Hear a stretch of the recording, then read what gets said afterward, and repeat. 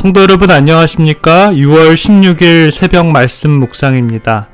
요한복음 20장 19절부터 23절에 있는 말씀입니다. 이날 곧 안식 후 첫날 저녁 때 제자들이 유대인들을 두려워하여 모인 곳에 문들을 닫았더니 예수께서 오사 가운데 서서 가라사대 너에게 평강이 있을지어다. 이 말씀을 하시고 손과 옆구리를 보이시니 제자들이 주를 보고 기뻐하더라.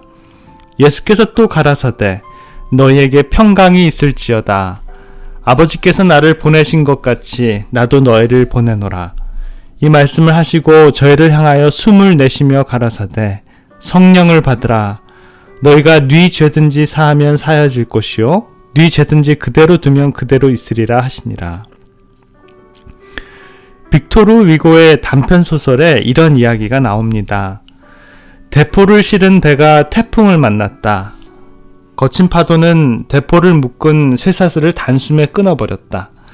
선원들은 배 안에서 이리저리 뒹구는 대포를 고정시키기 위해 필사적으로 매달렸다.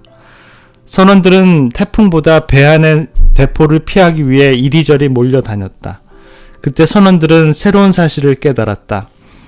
우리를 진정 위험에 빠뜨리는 것은 외부의 태풍이 아니라 제멋대로 굴러다니는 대포다. 인생을 살다 보면 중요한 결정을 내릴 때가 많이 있습니다. 그러나 그때마다 우리를 당혹스럽게 만드는 것은 외부적인 문제가 아니라 내부의 문제들이라는 것이죠. 하나님 안에서 참된 평안을 얻고 진리 안에서 참 자유를 누리기 위해서는 진정으로 우리가 우리 안에 있는 우리의 마음들을 다스릴 줄 알고 진정한 평화를 누릴 줄 알아야 합니다. 그리고 이러한 사람이 하나님께서 주시는 진정한 평화를 누릴 줄 아는 그러한 사람들입니다. 엠마오의 두 제자가 제자들이 모여있는 다락방에 도착했을 땐 모든 제자들이 이야기의 중심이 바로 예수님의 시신이었습니다. 예수님의 시신은 과연 어디로 간 걸까요?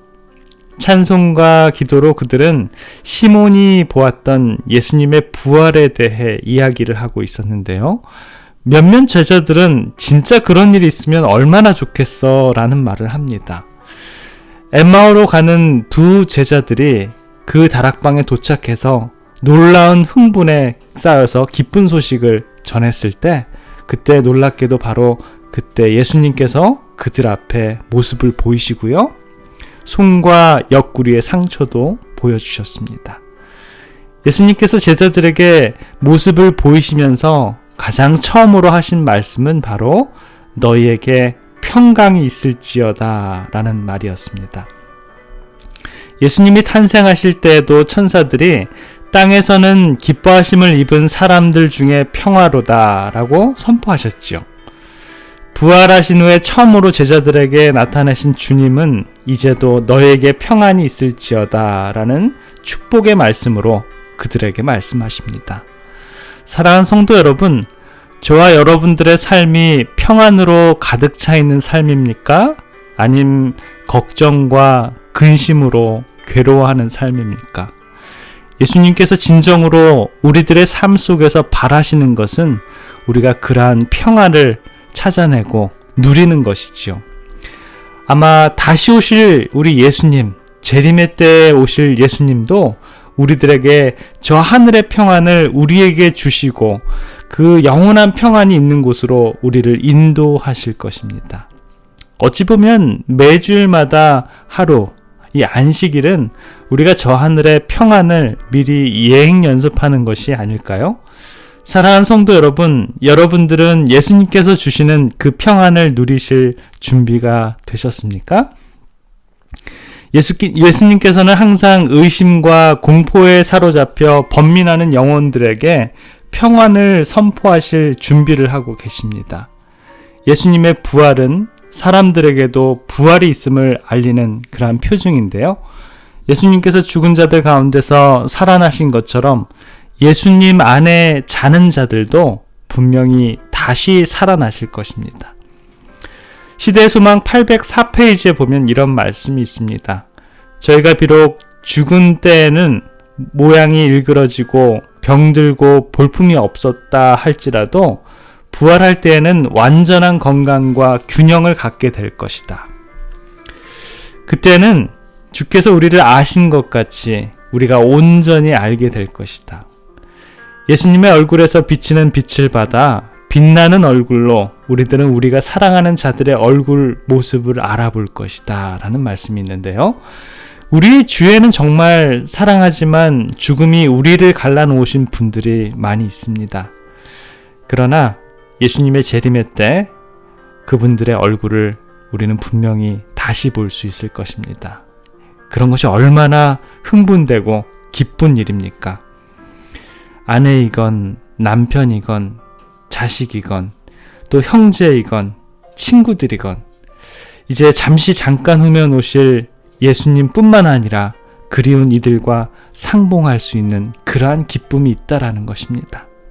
그러나 한 가지 조건이 있는데요. 그 조건은 뭐냐면 예수님의 얼굴에서 비치는 빛을 받아야 한다라는 것입니다. 예수님의 얼굴에서 비치는 빛을 받는 사람은 누구일까요? 바로 요한계시록 14장에 나오는 믿음의 성도들 14만 4천인으로 예견되어 있는 바로 의인들을 나타냅니다. 그들만이 사랑하는 이들을 볼 수 있다라는 것이에요. 왜냐하면 예수님은 오실 때 오직 의인들만이 그곳에 있을 수 있기 때문입니다. 사랑하는 성도 여러분, 저와 여러분들이 모두 다 그런 의인의 반열에 속하는 하나님의 백성들이 되기를 간절히 기원합니다. 고린도전서 13장 12절에는요. 그것에 대한 말씀을 더욱더 분명하게 우리들에게 말씀하는데요. 우리가 이제는 거울로 보는 것 같이 희미하나 그때는 얼굴과 얼굴을 대하여 볼 것이고 이제는 내가 부분적으로 아나 그때는 주께서 나를 아신 것 같이 내가 온전히 알리라.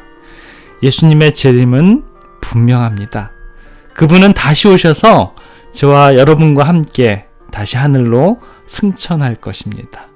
그날을 위해서 늘 준비하시는 우리 주님의 백성들의 삶이 되시길 바라면서 말씀을 드리겠습니다. 기도하겠습니다.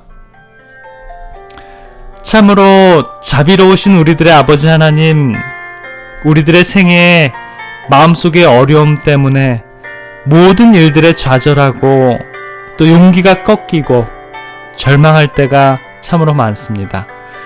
그러나 주님께서 주시는 진정한 평화는 우리들의 마음속의 근심을 우리 주님의 발 앞에 내려놓는 것임을 알려주십니다. 주님께서 주셨던 진정한 평화, 또한 다시 오실 주님께서 허락해 주실 그 평안을 생각하면서 우리들의 삶도 이제는 걱정과 어려움과 절망을 주님의 발 앞에 두고 진정한 평안을 만끽하는 그리스도인의 삶이 될 수 있도록 주님 축복하여 주시옵소서. 가장 행복한 모습으로 주님 오실 때 우리들의 가족들과 친지들, 친구들을 만나볼 수 있는 특권도 허락해 주셨다고 하셨사오니 오늘의 삶도 주님을 기쁨으로 기다리는 우리들의 삶이 될 수 있도록 주님 인도해 주시옵소서. 사랑의 예수 그리스도의 이름으로 간절히 기도드립니다. 아멘.